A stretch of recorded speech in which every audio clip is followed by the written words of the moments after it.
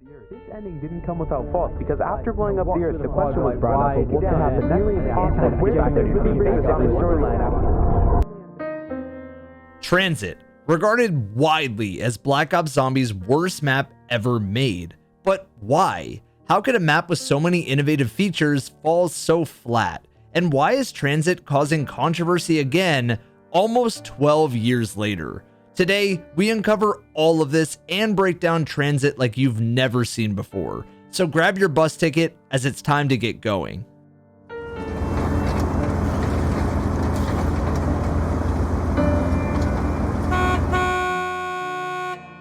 Some of the footage in this video is from Internet Archives. The links will be found down below. Produced by Activision and developed by Treyarch with director Jimmy Zielinski, Transit was a nightmare from the beginning. Transit was released as the launch map to Black Ops 2 on November 12th of 2012 to the Xbox 360, PS3, and the Wii U. You start in a tiny bus stop with blue-eyed zombies and 2 doors, one requiring power, the other points. Grab the parts to the turbine, and voila, the power door is now open. You exit, and Transit is unveiled. Longtime Zombies vets open the door with a million questions. Who are these characters? What the heck is this map? Why are the zombies' eyes blue when they were orange in Black Ops 1? Why is there a bus driver honking at me? And what is that fog? Transit took place in release order, not story, right after Moon's massive finale in Black Ops 1. For those avid Zombies veterans, the story to this point is that Richtofen from the Ultimus crew is controlling the zombies after taking control from Samantha and swapping souls. We covered the story of the team that blew up the Earth first, and I want to acknowledge that Black Ops 2 is the aftermath of that explosion, with craters in the ground, blue-eyed zombies signaling Richtofen's control and his narration instead of Samantha's. Excuse me, just getting used to the ether. It is half a consequence. Right. This is what gave Black Ops 2 Zombies such a significant facelift from Black Ops 1 Zombies. Transit also came with a new cast called Victus for Black Ops 2. Samuel J. Stuhlinger, a cannibal of zombies who ate so many that now he is stuck with Richtofen talking to him. Abigail Misty Brierton is a farmer who makes a bunch of jokes that were somehow even outdated 12 years ago. Marlton Johnson, a surviving scientist from a post-nuclear explosion, and the voice of Robin from Teen Titans that I can't unhear every time he talks, and Russman, a former agent who was homeless at the time of meeting up with the crew. He's also the only one in this crew that's actually interesting. On top of the crew, there was a huge amount of new features to Transit that contribute to either making it one of your least favorite or favorite maps of all time. The bus driver, who would transport you around Black Ops 2's largest map, is a nice sweet robot if you're not smacking him in the back of the head. Stay behind the yellow lines at all times, or you'll be sorry, asshole.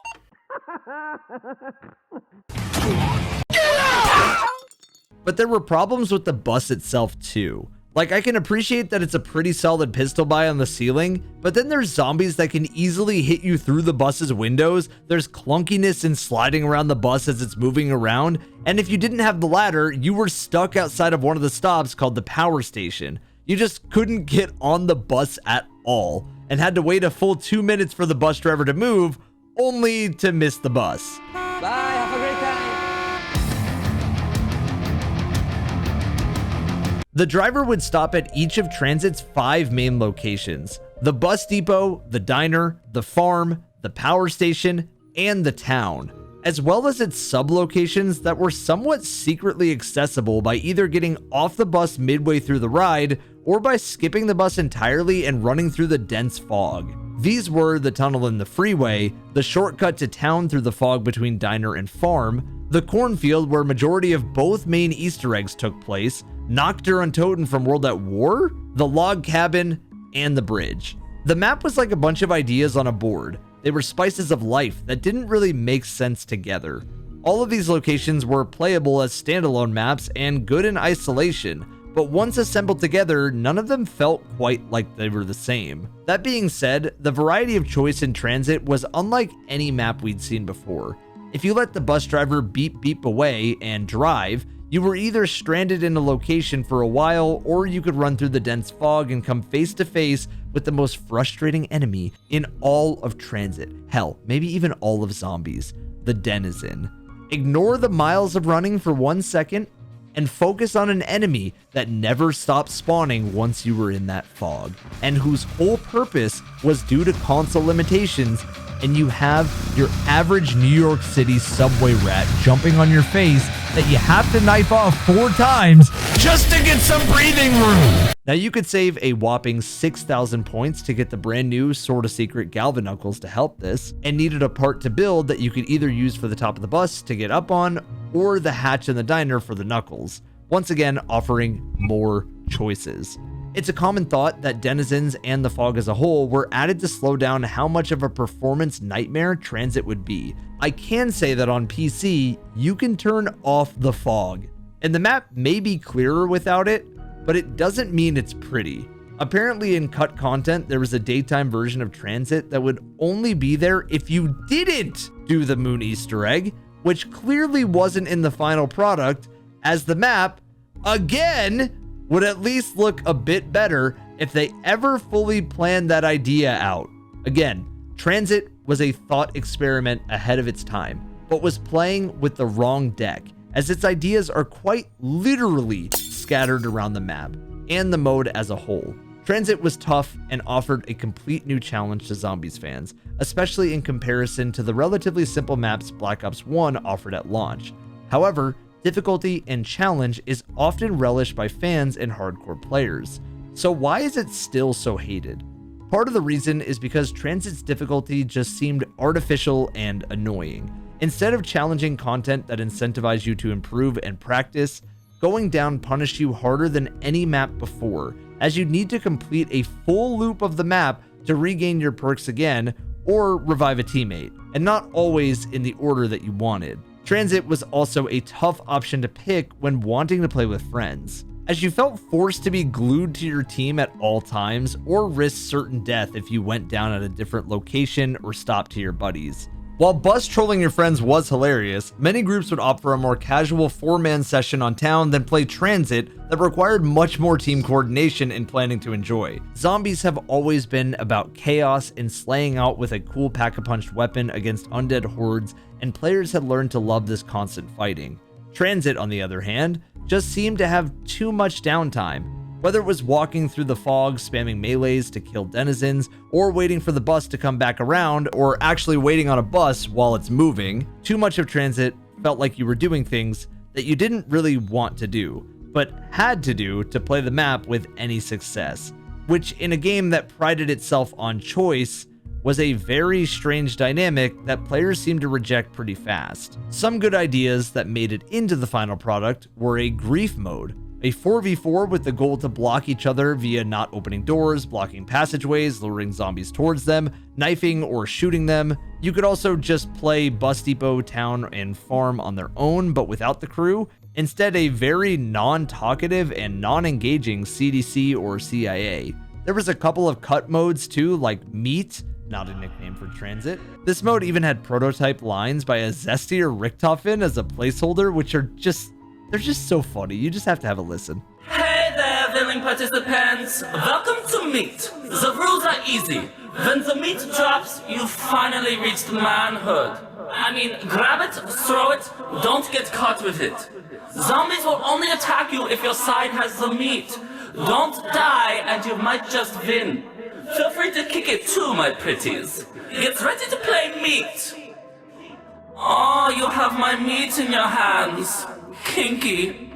This mode was essentially Halo's oddball and scrapped all along with another mode called Race, where you just need to dodge zombies and race each other against the giant terrain that Transit provided. I like these in concept, but again, if daytime Transit couldn't make it to the final product, and if Transit without the fog does look, well, poo, I don't think more modes would have helped either. All of this is to say that Transit was a bag of ideas and choices that did too much, and that's what made it a bad map to most people. It's a shame too, because you will see that each zombies map in Black Ops 2 just gets strides better. As a standalone map, Transit also just feels off compared to what was shown before, and the learning curve that came with Transit was very off-putting to a lot of players, when there was much more simple and relatable maps available. It's like Treyarch saw that Pack-a-Punch and perks and running zombie trains was fun, but too easy for their player base, and they wanted to grow with the vets.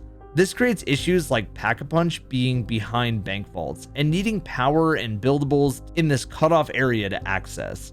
It was innovative and changed the fundamentals of Pack-a-Punch to some degree, but I think it was just more added steps for the sake of it. It also means that lava is in the way of trains that would be fun to run on the map, like for instance in Bus Depot and Town.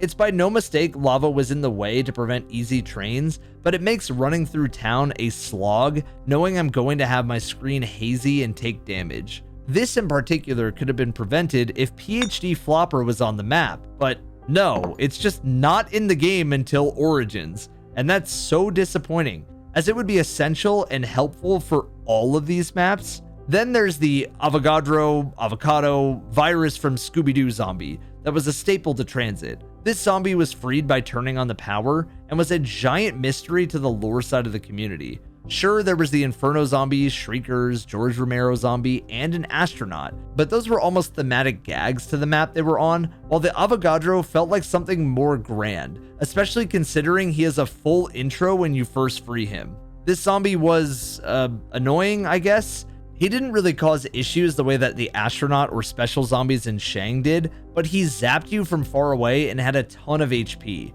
I think it would have been great if he powered on everything in the vicinity if power wasn't active, or even overcharged everything if it was, but he's just a special zombie that is used for the Easter egg more than anything. I do find it cool that he travels as a little electric ball if he's chasing the bus, while the rest of the zombies haul ass to get to you.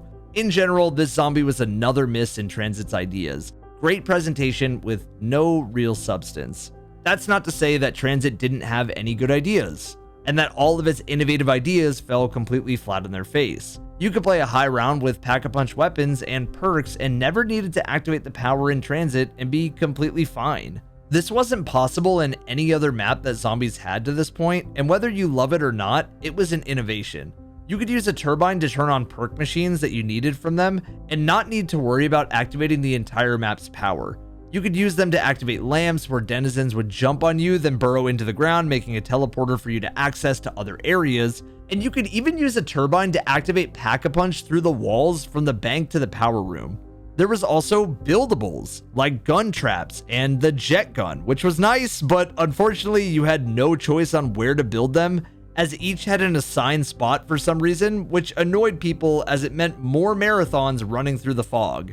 The jet gun as a whole was a major letdown though, since it took parts from the entire map and made this badass zombie shredding turbine, only for the turbine to break in about 3 zombies worth of damage. Wonder weapons are often the whole appeal of a map and can help make or break it, but Transit's wonder weapon offered very little to the average player. I know it's being remade, and it has been remade in general, but it still sucked to see that such a great innovative idea was muddied down by these decisions. Black Ops 3 and later BO2 maps have Transit to thank for its much improved part system and buildables. The alternative modes, a buildable wonder weapon to eliminate box RNG, a whole banking system that allowed you to store not only a weapon in the refrigerator, but points in the bank for later playthroughs. Black Ops 2 also added rankings. There was a lot more like Galvanuckles and shortcuts, but I'll be sounding like a broken record if I keep talking about it. The point is that Transit had an incredible long list of new and changed features, with some that were universally loved and some that were universally hated, with others having mixed reviews that you might have forgotten. Now, a feature that finds itself in the middle of all this is perma-perks. This was a hidden system for only the first 3 Black Ops 2 maps, but essentially these perks or benefits were from systems and zombies that you may not have noticed. Like if you repair a bunch of windows, you will get steel barricades that zombies will take longer to rip off. If you're a completely new player to zombies, like the lowest rank, you can buy the Olympia and it will be a ray gun. There was some for getting double points, but only with your pistol by missing shots. There was better box RNG by picking up every drop the box gives you, which would give you better odds at getting something high-end like a wonder weapon, or bombs like EMPs, which were a feature to Transit. There was a whole bunch of them that were very hit or miss, but they were a great idea, and they added depth that only a Zombies pro who was obsessed would froth at the mouth over. If this system has been expanded on, please let me know in the comments, because I really like the idea. But this choice of system, for better or worse, made the Easter eggs for our first 3 Black Ops 2 maps have some outliers and some world's first moments that not even the Wayback Machine can save. So let's journey back to 2012 and meet the post-moon craze of the Easter egg side of zombies. Green priority zone. Everyone on board. Green priority zone.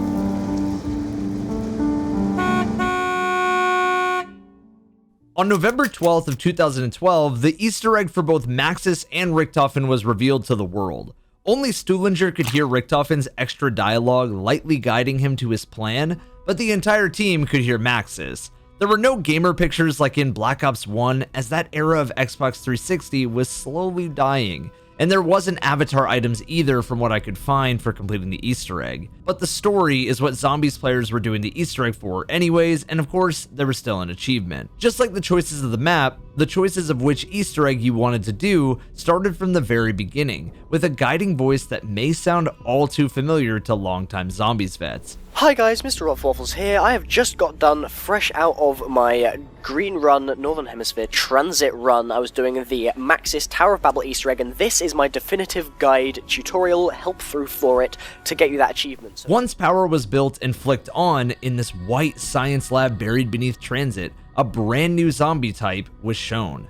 Now, we did mention the avocado virus from Scooby-Doo looking guy before, but he was very important for the Easter egg. The first step was getting the power on. Simple, right? Well, for the canon finale, Maxis would actually ask you to turn the power back off. Excellent! You have freed it! But now, you must turn off the power. An active power grid will disrupt all communications between us and make it impossible to accomplish the mission I have for you. Shut down the power.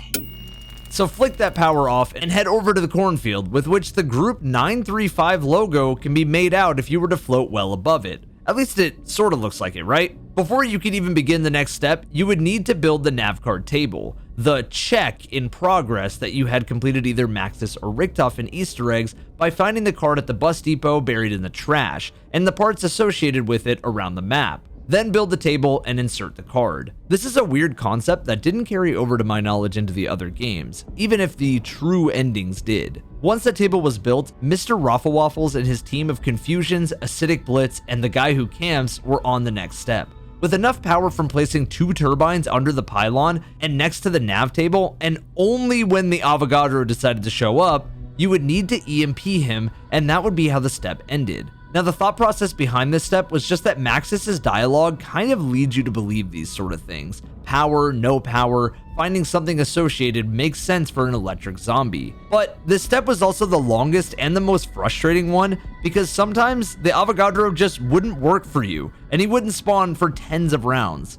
Jimmy Zielinski loves some good old RNG in his Easter eggs. Once that step was done, Maxis would say this line. You have done well, but we need yet more energy. This is but the tip of what needs 3 sides. Now, create the trichotomous system.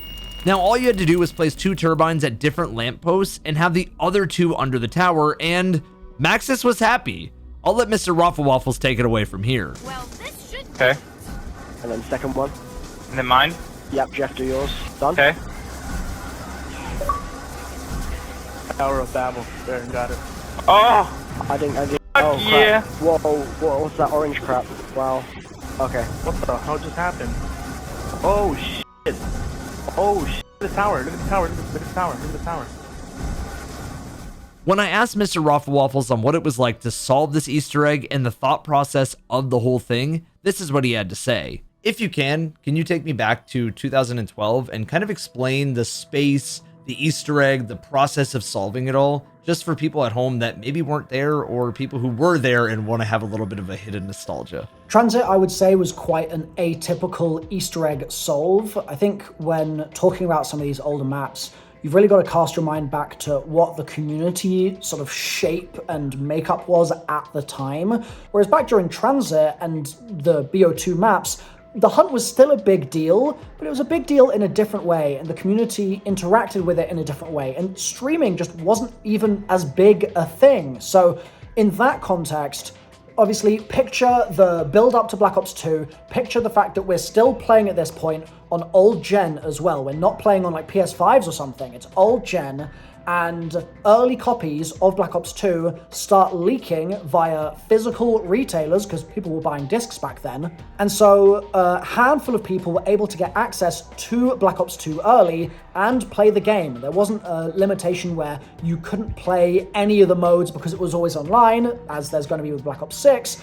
None of that had really kicked in yet, and so you could just jump in and start playing if you were playing local. Before people were even allowed to stream it, and before they could play it publicly, before they could really discuss it online, like it was happening in some ways behind closed doors. Did you think that there was more to the Easter egg once it got to the end? Because it just kind of abruptly ends out of nowhere. I actually myself remember playing Transit, I think the day before Black Ops 2 technically came out, and I had solved up to, I believe, the very last step of one of the sides of the Easter egg, either on my own or through the help of whatever other folks I was talking to at the time, probably Liam Winter, he was probably in there, probably Star Wars Bob, folks like that as well. And I'd gotten to this step, and I'd messaged this dev to be like, is this the end of the Easter egg? Because if this is the end of the Easter egg, this doesn't make any sense. Like, this is a very strange ending, and I think it was basically the step where, if I recall correctly, you've got to throw an EMP at one of the lights or something like that. Again, my memory's a little hazy. But basically that seemed to be what we needed to do. There was something to do with the EMPs that was required, and it wasn't working. Like, it didn't do anything in this pre-launch version of the map, and so we were like, okay, this is the end. We've finished. But it just didn't seem like that could possibly be the ending. And so I hit up this dev and I said, what's the deal? And the dev was like, don't worry, just don't worry about it. Like, it's all good, which implied, I think, that it wasn't over and there was more to it. And that meant that once the map then came out, people had an idea of several of the steps, but they didn't have the kind of closing argument, if you will, to truly finish the Easter egg off. And then when I jumped in with my team to try and get that Easter egg solved, but we knew a bunch of the steps, so we charged forwards and then finally managed to solve what we needed to solve and get it done. And I really clearly remember being hit up maybe 30 minutes later, because I think I tweeted saying that I'd finished it, and I got hit up by Jarvano and I think Starburst, and they had also just finished, and they thought they were first, but then they were like, oh my god, Milo beat us by 30 minutes. Like, what an incredibly tight race. Because again, back then, like, I wasn't streaming, I was just recording locally, so they had much less of a way to know that I'd actually beaten it. And there's websites actually you can check, like old achievement tracking websites. That's something that people used to use back in the day to try and get an understanding of who was first. They weren't always super reliable because of various reasons, but I just remember that sort of conversation with them, and those guys were then first in later maps, like in ZetSubo, for example, they were first. So yeah, they kind of closed the loop and beat me at a later date. But yeah, we managed to charge through just in the nick of time on Transit. Thank you, Milo, or Mr. Rolfwaffles, and everybody in here. Make sure you go check out his channel. Of course, he's the GOAT of zombies. So yeah, you probably already subscribed. Now for Richtofen inside, which is pretty different, but just as easy, maybe even easier if everyone gets lucky. For this one, teams wanted the power on, and the Avogadro wasn't necessary. Instead, the jet gun was. The Wayback Machine couldn't even help us find the information on who was the earliest video, but the only one that we could find was released by MC Sportshawk on day 2 of the map going out, and he covers the first 3 steps of Richtofen's Easter egg. It is the first footage I can find of anyone claiming to have beaten the Easter egg, but if you have correcting information, please let me know. Richtofen is a lot more clear than even Maxis on giving players information, but I found it funny that even more cut content reveals that Richtofen and Maxis were more like God of War Ragnarok NPCs, giving you hints and basically telling you how to do the Easter egg from start to finish. It's so funny, you just have to have a listen. You have done well! Now activate the Spire's power! Are you circumcised? Oh, hold on, they said. Richtofen would ask Sportshawk to build the jet gun and his team of Noahcraft, Mr. Zapazent, and Rad Rapture. I did mention that Nocturne and Toten was a part of the map, but it's really only here for fan service and has a couple of parts needed for bigger things. There's really no point to having Nocturne and Toten here until the story would clear it up later on. Leave me a comment if you know how that was cleared up. Either way, once you grabbed all the parts, including the bong for the jet gun, all you had to do was insert the nav card again, then shoot the jet gun at the table to the point that it blows up. Oh, wunderschön! But now too much power is flowing into the obelisk. You must reduce the incoming power by a factor of 4. Now, the final step. Yes, the final step. After we just blew up the Earth, this is the final step of the other major Easter egg in Transit. Transit was a lot of ideas and not a lot of execution. All you had to do was throw 4 EMP grenades at the lights, and as Mr. Rolfwaffles explained in his video on the Richthofen guide, now this is where things get really, really janky. I think janky is probably the right word to use. Yeah, this part is janky, but with the permaperk of better box RNG and a lot of luck still on your side, EMPs could be yours.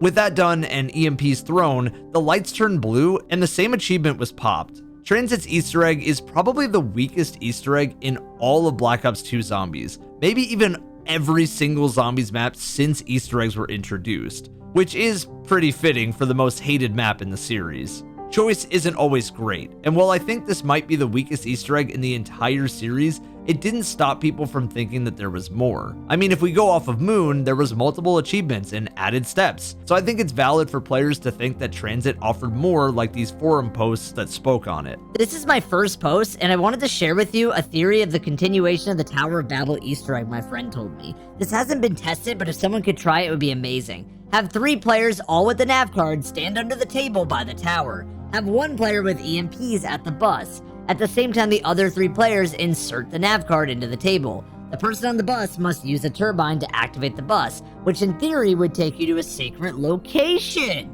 This is just a theory my friend came up with, so I don't want anyone bashing me. I'm not bashing you, Antimatter 1997. As a fellow 1997, we can't be doing all this. Then there's this video by Megaman 2DK that talks about connecting the lamps. I was just thinking maybe you could get all of the lampposts to send orbs or these lasers to the top of the Tower of Babel, and maybe if somebody's done that, can they let me know exactly what happens? And if not, maybe that's a theory somebody could test out. Overall, Transit's Easter egg, while bad, would be built upon in future maps. With Transit having so many issues that seem fixable given modern hardware, you would think that Treyarch would want to try again. This seems honorable, right? Well, aside from some hints of Transit's return, like Black Ops 4's Blackout having the Transit Diner and some assets around, Treyarch hasn't given the community a Transit. So when mod tools are available for Black Ops 3, the best thing you could ask for is the community to take it into their own hands. While there has been a Transit reimagining based on what was in the original concept pictures of the map, and some ideas discussed in interviews with Jason Blundell and Jimmy Zielinski, this map isn't close to done to my knowledge, but doesn't have any major controversy. In comes Transit Remastered, with so much controversy that there has been whole videos made deep diving the creator of the map and the stories with him. The creator of the Water Park Zombies map, considered the largest Zombies custom map project ever, named Danny, had taken some time to get Water Park out. This was fine, but considering it's frowned upon to charge people for a mod in the Zombies community, and Danny had a Patreon that had high-paying tiers, it was not seen as a good thing. But passable since the map was just fantastic. In comes Green Run Productions, who claims not to be Danny, but it was pretty obvious in the similarities of having a Patreon and the wording of their messages that it was at least him or someone closely associated to him. Transit had tens to hundreds of Patreon tiers for thousands of dollars, and no real push to get this thing out.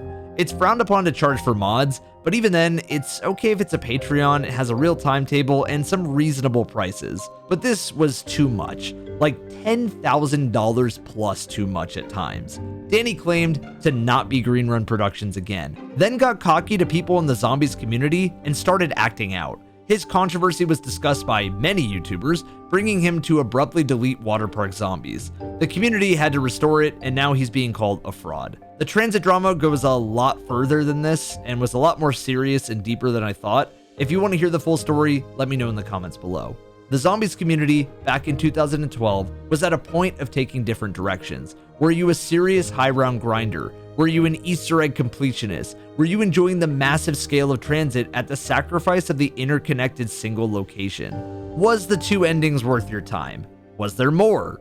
We'll leave it to Transit Reimagined, and maybe the Remastered, to one day answer those questions, hopefully drama-free.